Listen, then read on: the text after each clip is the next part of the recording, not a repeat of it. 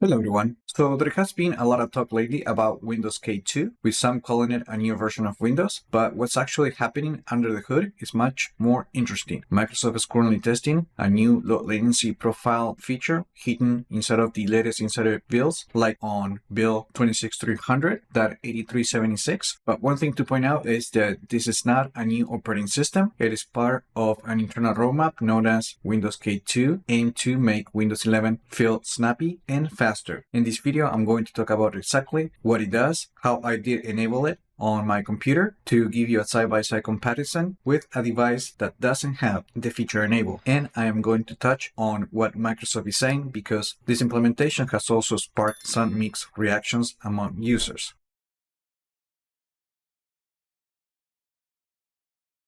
So what is low latency profile? Essentially, this feature changes how the CPU handles quick tasks. Normally, the processor ramps up or down to save power. With the low latency profile enabled, the system forces the CPU to its maximum or near maximum frequency for a moment when you click something, like the start menu or a heavy app. Microsoft's goal is to cut down that tiny bit of lag we all feel. Early internal testing suggests apps launches could feel up to 40% faster. It is a technique already used in some Linux distros and macOS, and it is finally making its way to Windows 11. So for this video, I downloaded the Vi tool from this GitHub page.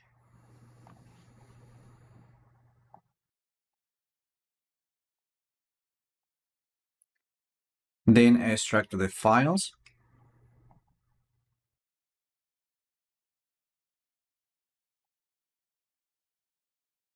And in my case, I just copy the folder with the files into the root of C.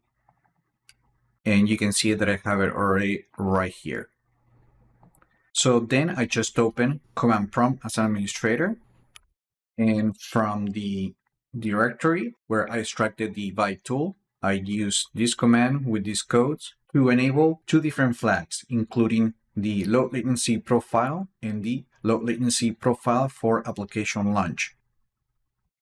And here I want to say thanks to Phantom of Earth who discovered this. Now, here's the catch. Since the CPU is jumping frequency more often, you're going to see a hit on two areas, including heat and battery life. If you're on a desktop PC with decent cooling, you probably won't notice anything. But if you have a laptop, you might hear your fan kicking in more often, and your battery percentage will likely drop faster. This is exactly why Microsoft hasn't turned it on for everyone yet. They're still balancing that performance to power ratio. This is a system level change, so it won't kick in until we reboot this system. And now let's perform some tests. Just remember that the computer on the right has the low latency profile feature enabled, and the computer on the left does not have the low latency profile enabled. Okay, first, let's open the Start menu.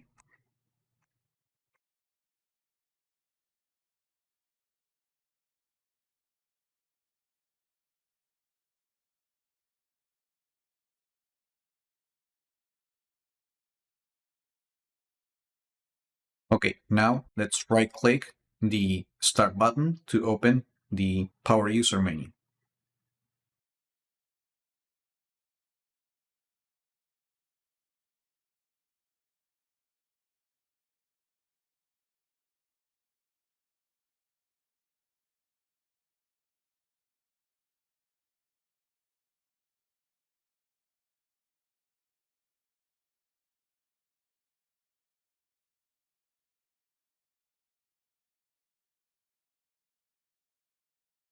I think I do see the Power User menu launching a little bit quicker. Now let's launch File Explorer.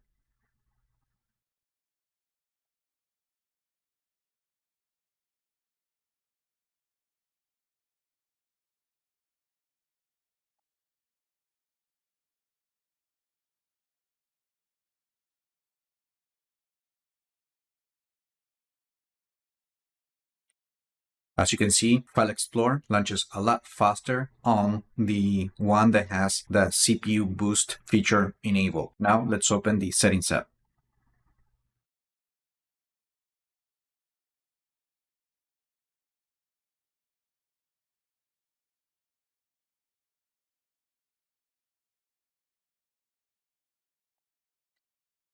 Let's do that one more time.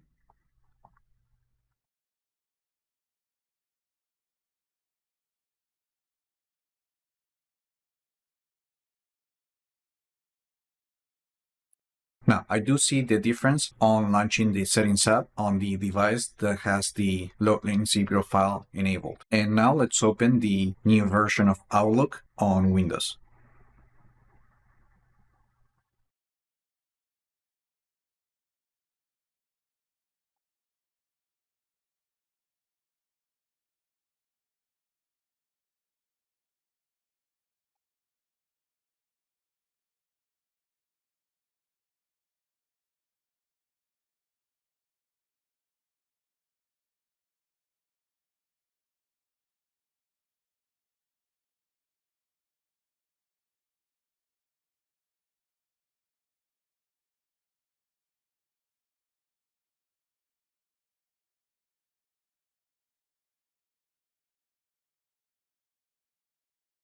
I don't know, this one for me is a little bit close. So did you see the difference? Let me know in the comments. Now, it's important to note that the responsiveness improvements are not just because Microsoft is adding the low latency profile system feature. It is also because all the changes happening inside of the operating system. For example, if we go to the File Explorer, we're now going to find a new option, which is this one right here, that preloads some of the components of File Explorer by default to make the application launch even faster. Also, the company has been making a lot of improvements in the Settings app to improve navigation and page loading. Now, Microsoft has been pushing back against criticism over the new low latency profile feature because a lot of users have been suggesting that this is a lazy approach to make the operating system feel faster. And they also suggested that the company should invest more time into fixing the Windows code instead. For example, some users mentioned that they want to see more improvements